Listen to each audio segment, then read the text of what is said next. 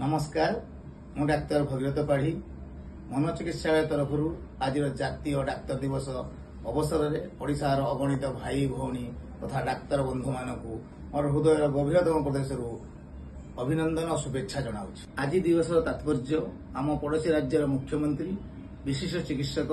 विधान चंद्र राय स्मृति उद्देश्य पालन कर विशिष्ट चिकित्सक विधान चंद्र राय जुलाई 1 तारिख में जन्मग्रहण करते और 1 तारिख देहांत होता तांकर स्मृति को उज्जीवित करने तथा भारतर कार्यरत समस्त चिकित्सक उद्यम को सर्वसाधारण पहुंचाई भारत सरकार 1991 मसीहा जुलाई 1 तारिख को जातीय डाक्तर दिवस हिसाब से घोषणा करते दिन ठारू जुलाई 1 तारिख को जातीय डाक्तर दिवस हिसाब से पालन आसुछि।